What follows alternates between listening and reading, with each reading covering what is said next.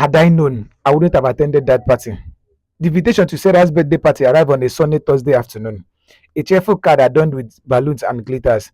Everyone in school was talking about it. Sarah's party was legendary. Lavish affairs with music, dancing, and enough gossip to keep the entire school entertained for weeks. So when my best friend Lisa handed me the invite, her eyes sparkling with excitement, I felt a pang of anticipation mixed with unease. Come on, it will be fun. Everyone is going, Lisa urged. Despite my reservation, I didn't want to miss out.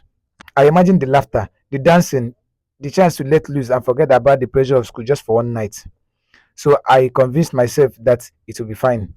What could be possibly go wrong? The night of the party, I stood in front of my mirror adjusting my outfit for the hundredth time. My parents give their usual warning about staying safe and making smart decisions, but their voices were drowned out by the thrill of the evening ahead. I promised to be careful, to stick with Lisa, and to be home by midnight. Sarah's house was already buzzing with energy when we arrived. Music poured through the walls and laughter spilled out onto the front lawn.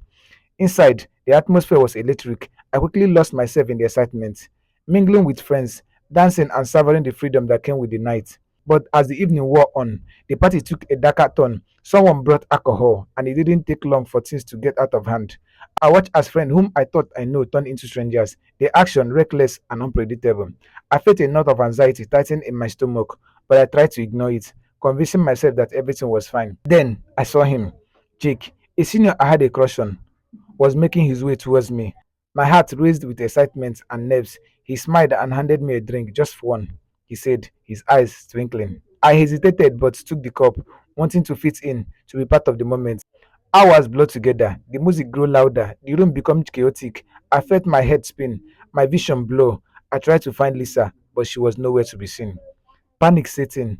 I stumbled outside, desperate for fresh air, only to find myself surrounded by a group of rowdy, unfamiliar faces.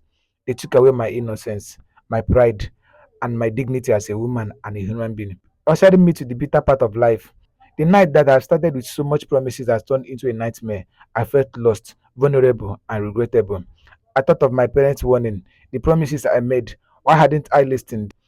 Why had I let myself be swept away by the allure of a party I knew deep down was a bad idea? Now I'm left to pay the price. By the time I managed to call a cab and get home, it was past midnight. I snuck in quietly, hoping to avoid waking my parents, but the worry on their faces the next morning said it all. I had betrayed their trust, but more importantly, I betrayed myself.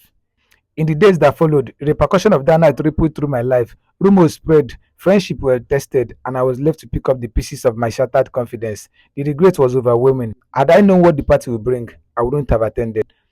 The experience was a harsh lesson, but one I needed. It taught me the importance of staying true to myself, of listening to that inner voice that warns me when something doesn't feel right. In the end, I realized that no momentary thrill was worth compromising my values of safety.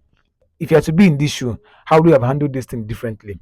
Tell me in the comment section. Don't forget to like, comment, and share to others so that they will follow and like as well. I love you guys. Thank you so much.